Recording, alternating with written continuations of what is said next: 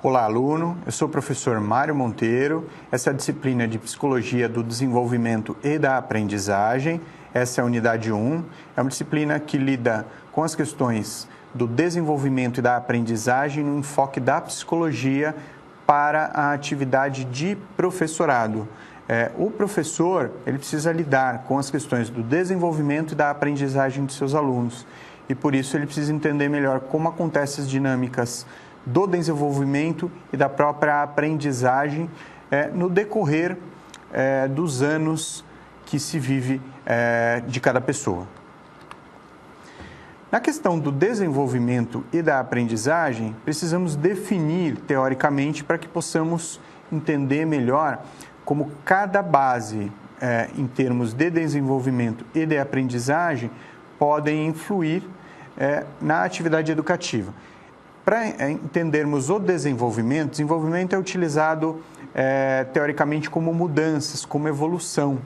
Então, quando o sujeito apresenta algum tipo de mudanças estruturais, algumas mudanças físicas, mudanças psicológicas, é encarado como uma forma de desenvolvimento. Num olhar desatento, às vezes parece que algumas mudanças não são favoráveis. No entanto, os estudiosos conseguem detectar que algumas características que, no senso comum, diríamos, por exemplo, que não é uma forma de desenvolvimento, ou que é uma mudança como se fosse um retrocesso, na verdade é uma estruturação para que o sujeito possa evoluir.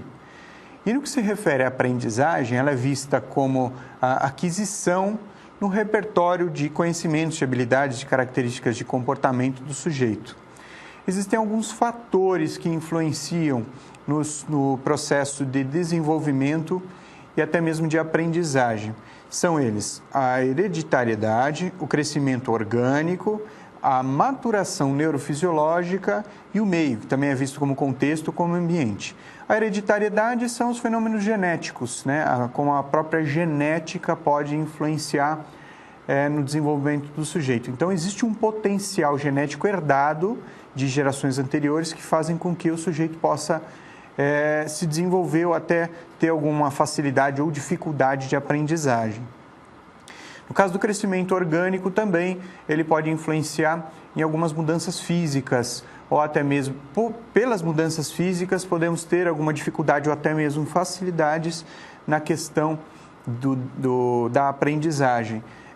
A maturação neurofisiológica ela é entendida como a questão do cérebro, de toda a estrutura neurológica. Então, ela precisa amadurecer, precisa ganhar características novas para que possa fornecer instrumentos de aprendizagem.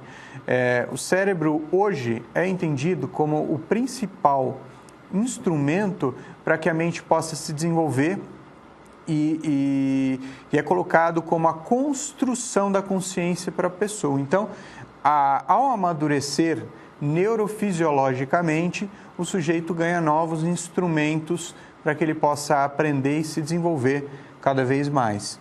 E assim como o último fator citado, que é o meio, o contexto, o ambiente, que dá todos os estímulos, que fornece totalmente a estimulação, porque apresenta dificuldades e apresenta tarefas para o sujeito exercitar. À medida que o sujeito vai exercitando algumas funções, por exemplo, se ele vive num contexto onde as pessoas falam muito, então ele é obrigado a aprender ou desenvolver, aprimorar a questão da fala.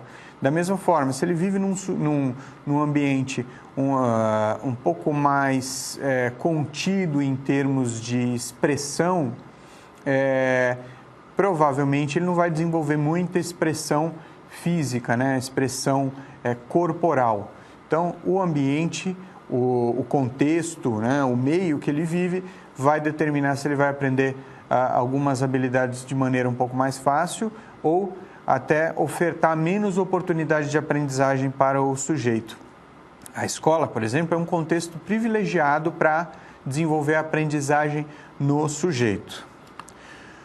Bom, quando se fala de psicologia do desenvolvimento, principalmente no quesito cognitivo, no quesito do campo do conhecimento, se lembra muito de Jean Piaget. Atualmente também tem se falado muito mais de outros autores como o Vygotsky, como o Vallon. Na verdade, Piaget, Vygotsky e Vallon é a tríade que representa melhor a questão da psicologia do desenvolvimento. Então, precisamos conhecer um pouco mais dessas obras, sem misturar teoricamente cada uma delas, para que a gente possa retirar aquilo que é importante para conhecer melhor as dinâmicas de desenvolvimento psicológico de cada aluno.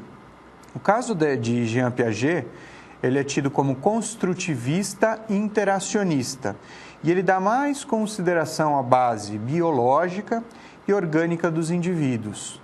Como assim? Na verdade, Jean Piaget, ele observou como as pessoas aprendem ou como as pessoas constroem o seu conhecimento. Então, ele pega o sujeito desde o nascimento, desde a psicogênese do sujeito, e observa como é que ele vai resolvendo problemas, como é que ele vai superando alguns desafios.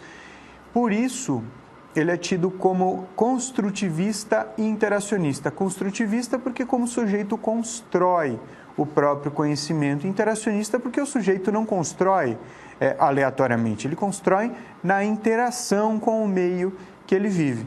E dizemos que ele é mais de base biológica porque podemos perceber muito mais peso na teoria do Piaget à medida que se vai conhecendo as obras desse autor, no sentido de que se percebe muita coisa argumentada em torno das questões biológicas, das questões genéticas, das questões próprias do sujeito, e nem tanto do meio social que estimula.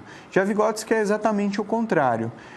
Lev Seminovich Vygotsky, ele é um sócio interacionista, né? Também visto como sócio histórico ou materialista histórico e dialético. Tem uma série de denominações que não precisamos decorar, precisamos tentar entender qual que é a base, o que significa cada coisa como essa. Então, no caso de sócio histórico, é porque a base da teoria de Vygotsky, ela é social. Então, o sujeito se desenvolve socialmente, se vê um peso diferente do que Piaget falava. Quem tem razão? Os dois, eles só olham por óticas diferentes. Na verdade, o Vygotsky explorou muito mais as questões do que o meio pode proporcionar no desenvolvimento psicológico do sujeito. Histórico por quê? Porque ele analisa historicamente, desde a história da própria espécie, assim como a história do próprio sujeito, a história de cada evento particular que o sujeito aprende, por exemplo, como amarrar um sapato, tem toda uma história de como isso foi sendo construído. Então, ele tem um peso muito maior nas questões dos fatores sociais e culturais do desenvolvimento. Então, social e cultural, eles são muito próximos. É social tudo aquilo que envolve a própria sociedade. E a sociedade, ela cria uma cultura. A cultura nada mais é do que o estímulo a algumas coisas que se constrói em termos de rotina, de prática, de vivência, se constrói coisas que vão se repetir no dia a dia. Então, alguns costumes que nós temos hoje, eles foram construídos culturalmente ao longo de muitos e muitos anos. E aí uma pessoa vai passando para outra e isso vai sendo aprendido, vai sendo proporcionador de um desenvolvimento do sujeito. Por isso que Vygotsky também é outro ícone da psicologia do desenvolvimento. E Henri Vallon, também visto como interacionista, ele dá maior consideração à interação de ambos os fatores, tanto orgânicos quanto sociais, de maneira mais equilibrada. Muitos estudiosos aí da psicologia do desenvolvimento, eles colocam um pouco dessa forma. Piaget um pouco mais ligado às questões biológicas, o Vygotsky um pouco mais ligado às questões sociais. Não que Piaget desconsidere as questões sociais e também é totalmente equivocado falar que Vygotsky ignora as questões biológicas ou o potencial genético do sujeito. Isso, se alguém afirmar alguma coisa assim, está mentindo, porque nenhum nem outro denota isso na teoria. Eles só dão mais peso a esses fatores. Já Vallon, de maneira equilibrada, ele combina os dois. Vallon, ele acha que não adianta a gente dar muito mais peso às questões genéticas ou orgânicas, sendo que o social é extremamente valoroso na construção de habilidades de conhecimento e produtor de desenvolvimento do sujeito. Então, tanto o orgânico, que é o biológico, que é o genético, quanto o social, para Vallon, se interrelacionam. Não dá para considerar um fator e ignorar o outro. Então, o Vallon já é um pouco mais equilibrado nessa forma de expor a sua teoria. No caso de Jean Piaget, então, como já adiantamos, é um dos mais conhecidos teóricos da psicologia educacional, até porque muitos professores eles se pautam muito mais na aprendizagem cognitiva. Então, por exemplo, um professor da área de letras, por exemplo, que ensina português, que ensina inglês ou que ensina espanhol, ele precisa ensinar habilidades propriamente cognitivas. A mesma coisa acontece com um professor de matemática, por exemplo.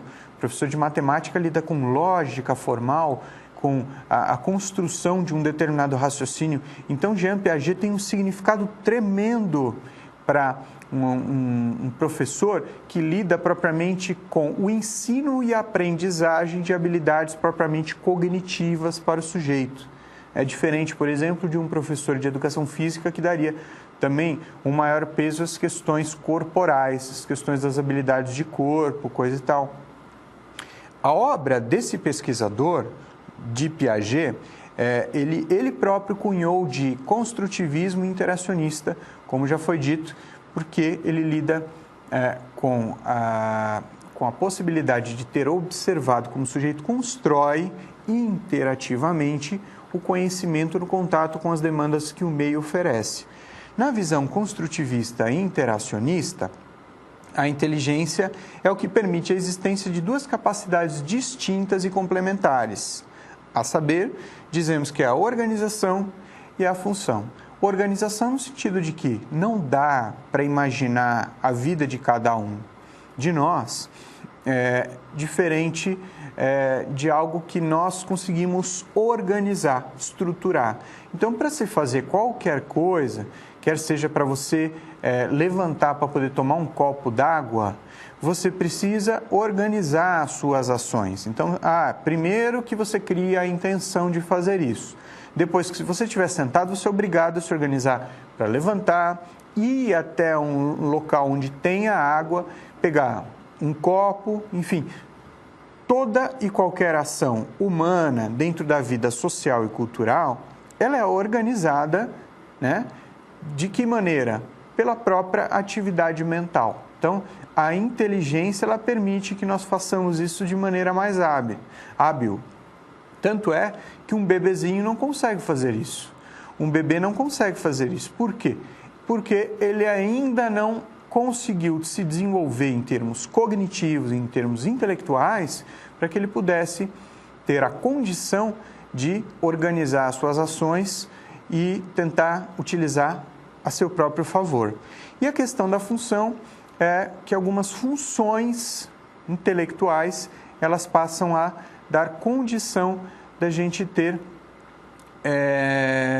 toda uma forma de execução de tarefas, né? E elas acabam só sendo possibilitadas porque intelectualmente a inteligência permite. Então, para que funcionalmente a gente possa ter uma interação com o meio, né?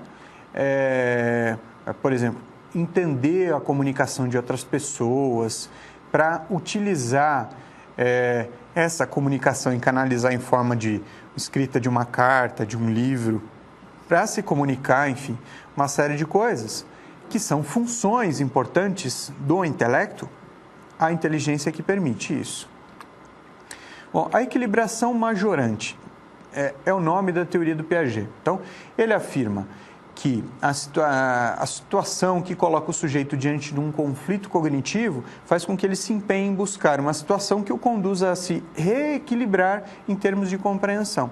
Então, chama-se equilibração e não equilíbrio, porque é um processo que não para. Então, Piaget enfatizou bastante isso. Não posso chamar de equilíbrio porque o equilíbrio ele termina. Quando se atinge um equilíbrio, ele estaciona. E equilibração não é um processo que continua, né, se aprimorando. Então, é muito importante entender por que também majorante, porque é para maior, majorante no sentido de maior, cada vez um equilíbrio maior e mais estável. Toda vez que o sujeito supera alguma situação de equilíbrio ou de conflito cognitivo, ele passa a ganhar novas estruturas, ele passa a se reequilibrar de maneira cada vez mais aprimorada, mais sofisticada. Essa busca que conduz ao equilíbrio e até estamos enfatizando como provisório, proporciona algo cada vez mais estável e maior do que o anterior. Isso acontece até o fim da vida, conseguimos nos reequilibrar, ou seja, o sujeito vai aprender pela vida toda, ele vai se reequilibrar e se reestruturar sempre que tiver novos desafios. Um sujeito que não enfrenta os desafios intelectuais, ele tende a não conseguir superar essa barreira de acréscimo de conhecimento, de desenvolvimento cognitivo. Então, um sujeito que não lê, que não enfrenta o desafio de compreender, por exemplo, o aluno que fica olhando para a cara do professor, mas não tenta entender aquilo que o professor está tentando passar, não está conseguindo buscar mais coisas, enfim, ele vai ter mais dificuldade de conseguir produzir esse desenvolvimento cognitivo. Bom, existe a questão de esquemas e estruturas. No processo de adaptação, o sujeito ele cria estruturas nas trocas que desenvolve com o meio, né? São padrões de ações físicas e mentais, semelhantes a que eu disse, por exemplo, como pegar um copo d'água, né? Ele cria um esquema que estrutura totalmente as ações dele de maneira organizada, de maneira ordenada. A mesma coisa acontece com a fala, quando começamos a aprender como estruturar melhor a fala, como é que eu explico melhor alguma coisa, como é que eu explico outra coisa, enfim.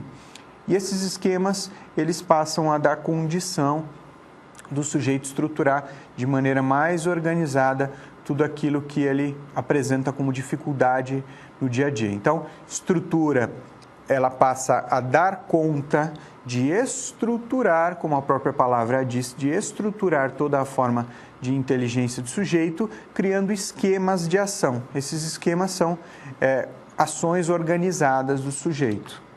Bom, a assimilação e a acomodação são instrumentos fundamentais nessa teoria.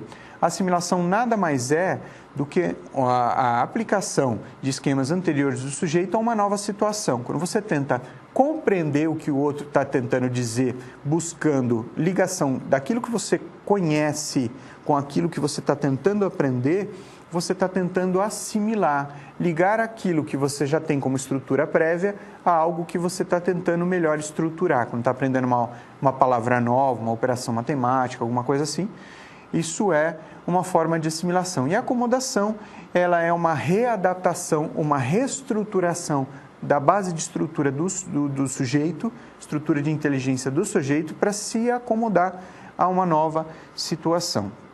Então, o sujeito vai criando modificações para que a sua inteligência vá majorando, vá se estruturando cada vez de maneira mais organizada. Vamos agora a um momento de interatividade. Bom, o professor, segundo a teoria de Piaget, ele costuma explicar aos alunos tentando fazê-los. Letra A, assimilar o conteúdo. Letra B, acomodar o conteúdo. Letra C, majorar o conteúdo. Letra D, acreditar em tudo o que está dizendo. E letra E, ficar quietos durante sua fala. Vamos pensar um pouquinho e em breve voltamos com a resposta.